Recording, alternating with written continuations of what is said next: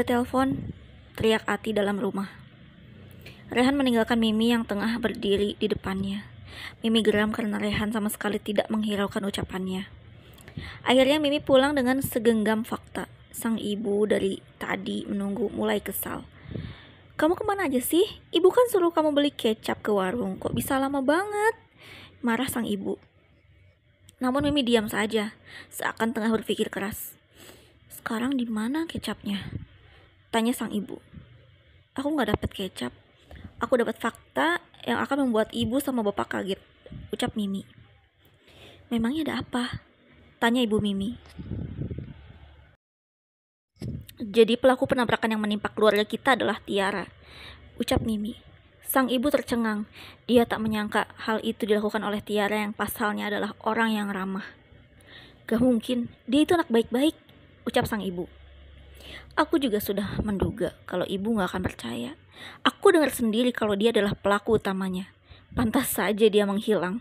Ternyata dia menjadi narapidana. Kocak sekali hidupnya. Setelah semuanya lupa, dengan mudahnya dia kembali sama Rehan," marah Mimi. "Ya sudahlah. Lagian kalaupun dia mau sama Rehan, biarkan saja. Kamu layak dapat yang terbaik dari Rehan," ucap sang ibu. "Aku hanya cinta Rehan, jadi aku gak mau kalau Rehan bersanding sama perempuan pembunuh itu," ucap Mimi. "Mi, ibu sudah jodohkan kamu sama laki-laki yang lebih layak. Lagian Rehan hanya tukang kayu yang hidupnya belum mapan," marah ibunya. "Aku gak peduli. Aku hanya ingin Rehan yang bukan yang lain. Dari dulu aku mencintai Rehan, Bu," ucap Mimi. "Sudah hampir 7 tahun dia belum juga menepati janjinya untuk menikahi kamu. Dan dia malah asyik dengan perempuan kaya raya itu dibanding kamu. Jasa kamu sangat besar saat harus merawat anaknya. Tapi apa yang dia berikan sama kamu? Hanya janji palsu," marah ibunya seraya menyadarkan. Mimi hanya diam sambil menangis, namun dia tak gentar untuk memberikan fakta kepada Rehan tentang kasus kecelakaan yang membuat anggota keluarganya menderita.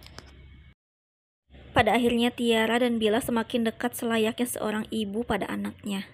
Hal itu juga membuat hati Rehan tertarik dan berniat untuk mendekatinya ke jenjang yang lebih serius.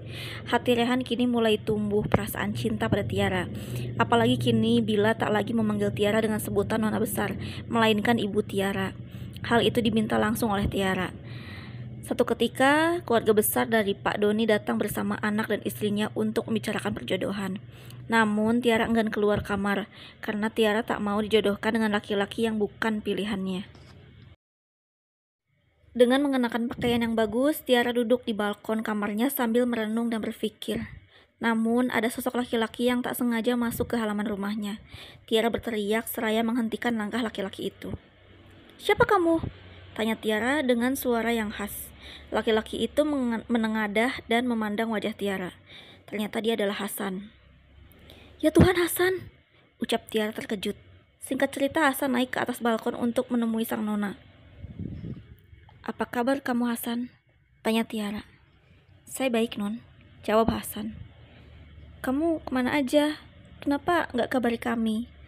tanya Tiara cemas. "Saya gak mau banyak repotin keluarga Tuan Prabu," ucap Hasan. "Kamu sama sekali gak repotin kami kok. Kami cemas," ucap Tiara. "Tenang saja, nanti saya juga akan kembali ke sini," ucap Hasan. "Hasan, kamu tahu kalau Halimah buta?"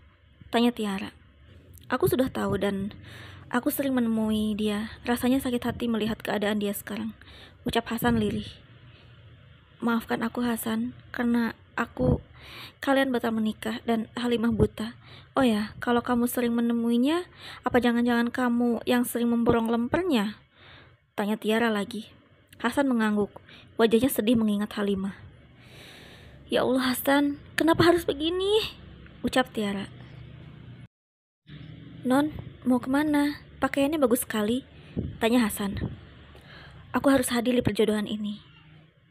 Aku mau dijodohkan," ucap Tiara. "Saya dengar dari cerita Halimah bukannya Non Tiara sedang dekat lagi dengan Rehan. Katanya Rehan juga akan melamar Non Tiara," ucap Hasan mengejutkan Tiara. "Halimah bicara seperti itu?" tanya Tiara. Iya, dia sempat cerita katanya kakaknya akan melamar perempuan yang selama ini sering menolongnya, ucap Hasan. Aku gak bisa. Aku penyebab kecelakaan itu. Aku juga gak berharap Rehan menikahi aku. Harapan itu sudah aku hapus sejak lama, ucap Tiara yang sorot matanya tiba-tiba kosong. Non, jangan ingat masalah itu lagi. Aku yang dipenjara, maka aku yang salah, ucap Hasan pada Tiara.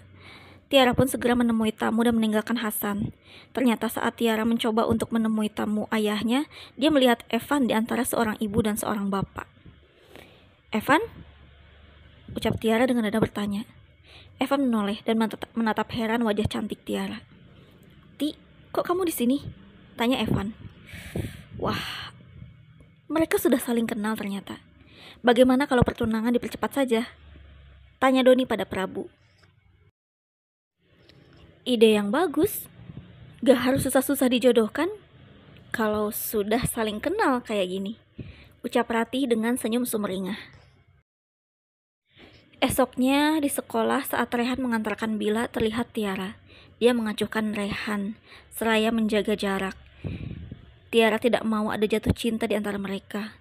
Dia akan hancur kalau Rehan tahu pelaku utama kecelakaan itu. Namun Rehan tak ambil hati. Dia tetap berprasangka baik walau Tiara sengaja mengacuhkannya. Sampai waktu pulang sekolah pun Tiara enggan bertemu Rehan. Dia malah selalu menghindar. Rehan yang sedikit penasaran pun akhirnya menghampiri Tiara. Tiara hendak masuk ke mobil. Namun ditahannya. Kamu kenapa? Kok hari ini kamu murung? Apa salah aku? Kenapa kamu menghindari aku, Ti? Tanya Rehan. Aku gak apa-apa kok. Permisi, aku mau pulang, ucap Tiara. Rehan pun memegang erat tangan Tiara dan menahannya masuk. Ti, aku sayang sama kamu. Aku mau kita menikah, ucap Rehan.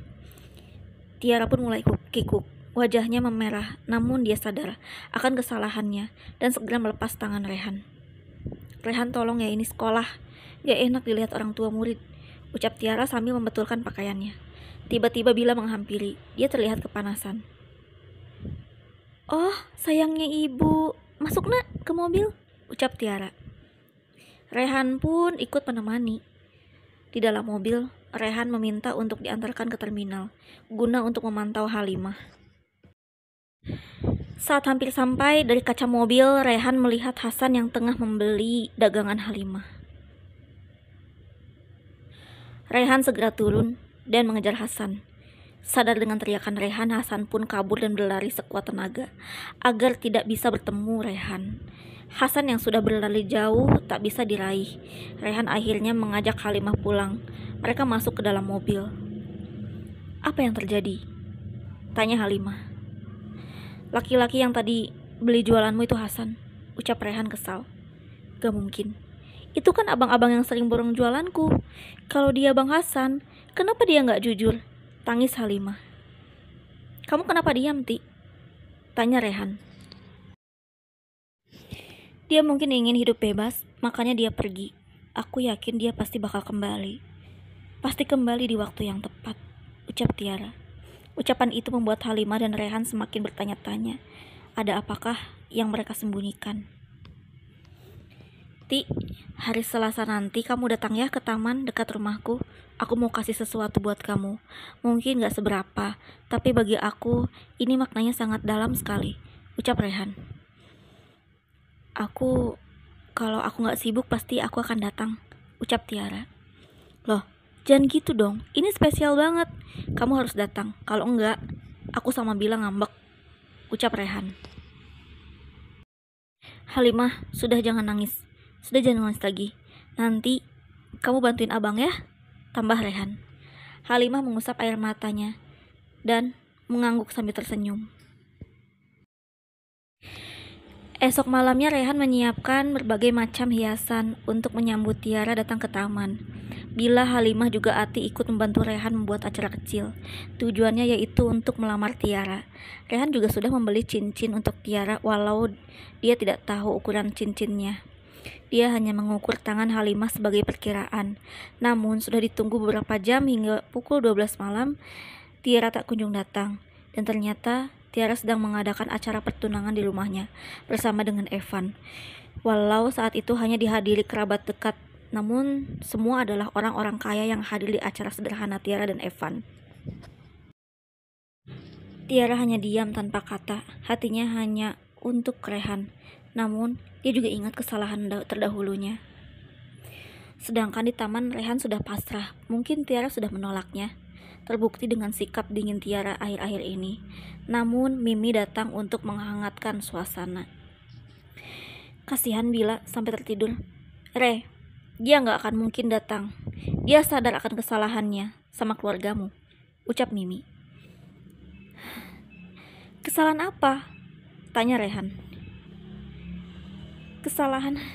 Salah. Kamu tahu? Dia itu pembunuh, ucap Mimi. Siapa yang dia bunuh? Apa maksud dari ucapan kamu? Tanya Rehan dengan nada tinggi. Dia itu pelakunya. Dia adalah